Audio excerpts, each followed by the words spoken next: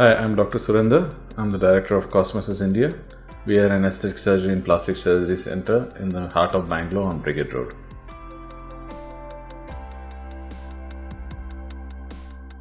I often get a query about Becker's nevus. Becker's nevus is basically a pigmentation. It is growth abnormality which occurs in the epidermis or the skin, and usually is not present, but it occurs later in life and it's not present at birth. So it's basically what in layman's terms you can call as a mole. Okay, but there is a different varieties of mole, out of which one variety is this.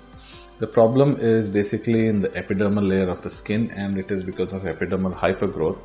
And what happens is the pigmentation is quite deep and it is quite permanent. Treatment wise, there is, as of now, we have tried a lot of various treatments which have been done, including lasers and including excisions. There is no effective treatment which can get rid of it 100% without causing deformities. The problem with Becker's nevus is that it is not a small area, it is usually a wider area. It usually covers a part, for example a shoulder or the back, or it's a larger area which covers. Sometimes it might have even hair growth on it.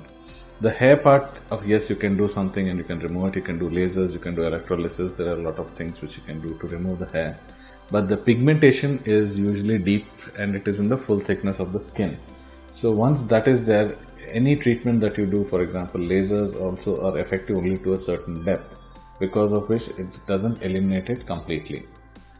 So as of now, the treatment options are limited, and you can do a few things which can lighten the area, or it may reduce the visibility of the area, but there is no treatment which will completely remove it without causing scarring, that is.